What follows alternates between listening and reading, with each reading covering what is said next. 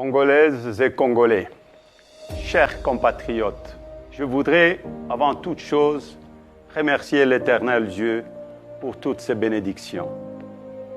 Permettez-moi ensuite de m'incliner devant la mémoire de nos compatriotes et de tous ceux qui ont perdu leur vie suite aux activités criminelles de groupes armés, internes et externes, et surtout l'étendue du territoire national, notamment à Ituri, au Nord Kivu et à Kwamut.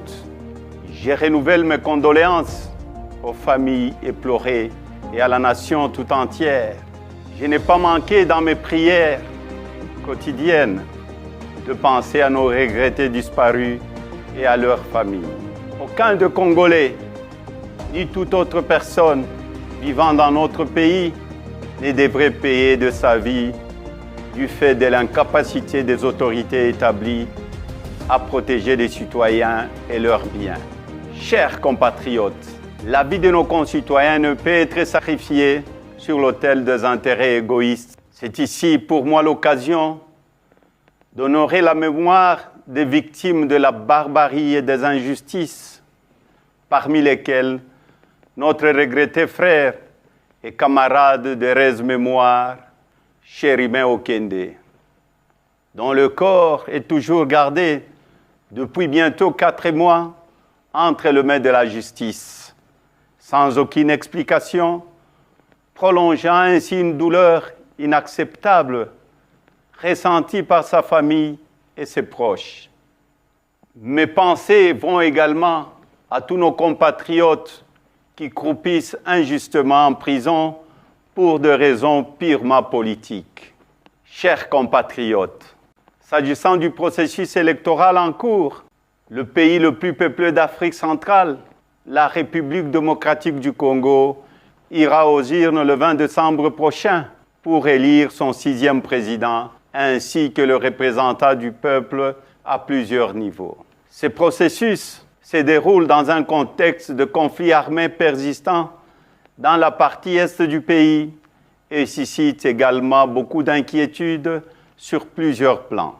Malgré la faiblesse observée et plusieurs fois dénoncée, je tiens à saluer l'attitude de la CENI et la Cour constitutionnelle pour le traitement équitable des candidatures à l'élection présidentielle.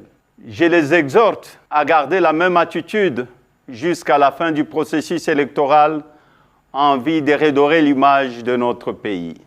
Chers compatriotes, le temps est arrivé de mettre un terme à l'insécurité et aux tueries surtout dans la partie est de notre République, de répartir équitablement les richesses du pays et de dissiper la misère de la population, de mettre fin à la gabegie financière, au détournement, à la corruption et au tribalisme, de couper court à l'instrumentalisation de la justice, de doter la République d'une administration efficace, d'une armée républicaine, professionnelle et dissuasive et d'une police au service des citoyens, de restaurer l'autorité de l'État, d'améliorer les conditions socio-économiques des Congolais. Je suis convaincu que notre détermination de sortir de ces conditions de vie qui se dégradent continuellement va conforter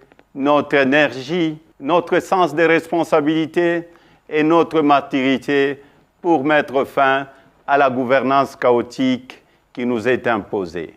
Bref, il est temps de rendre la dignité aux Congolaises et aux Congolais. Le beau temps est arrivé. Il est à notre portée. Mon combat est l'instauration de la démocratie et d'un état de droit où il fera bon vivre.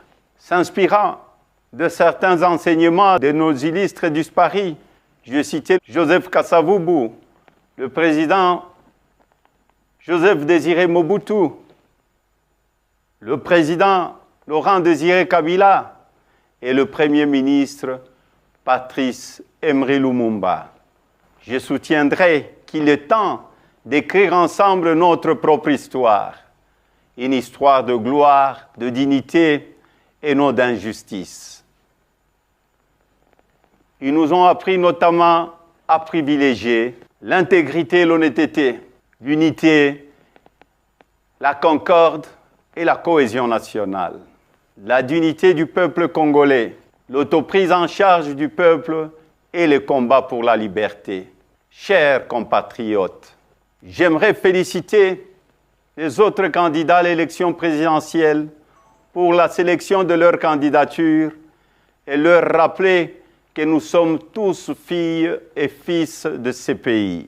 Nous ne sommes pas des ennemis, mais simplement des adversaires politiques. Les élections ne peuvent et ne doivent pas être à la base des divisions, mais plutôt à la confirmation de notre maturité politique en tant que filles et fils d'une même nation. J'en appelle donc à la cohésion et à l'unité nationale, si chèrement acquises et qui sont mises à mal par des antivaleurs, notamment le tribalisme et le népotisme. Nous devons tous de sensibiliser nos équipes de campagne et nos militants au respect mutuel et aux échanges constructifs pour le bien-être de notre pays. Par ailleurs, je demanderai à tous les candidats de s'impliquer dans le processus électoral afin que la vérité des urnes soit respectée et observée par tous. Chers compatriotes, malgré tant de mensonges, d'intoxication, de diabolisation, de montages grossiers et de manipulations à mon égard, vous avez continué à faire confiance en ma modeste personne. En dépit des intimidations, de menaces et de turbulences de tout genre, vous n'avez pas baissé le bras et vous avez milité avec détermination pour que la CENI et la Cour constitutionnelle travaillent dans le strict respect de nos lois lors de l'analyse et du traitement de dossiers de candidats à l'élection présidentielle. Je vous en remercie et vous exhorte à rester vigilants jusqu'à la publication de résultats qui seront la consécration de notre victoire tant attendue. Je tiens également à remercier la communauté internationale pour son appui et son accompagnement dans ce processus dont tous les Congolais attendent une issue heureuse et respectueuse de leur volonté pour un climat post-électoral apaisé.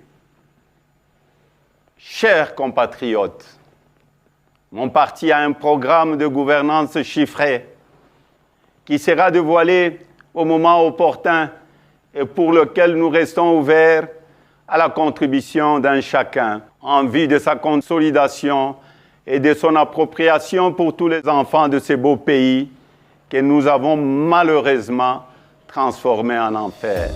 Pour le changement, le temps est arrivé. Pona bongwana, tango ekoki. Washituluilu, dibadi akumbani. Samuna sombodolo, tangu mefwana. Kwa mabadilisho ya wakati inenea. Un autre Congo est possible. Que Dieu bénisse la République démocratique du Congo et son peuple. Je vous remercie. Congolaises,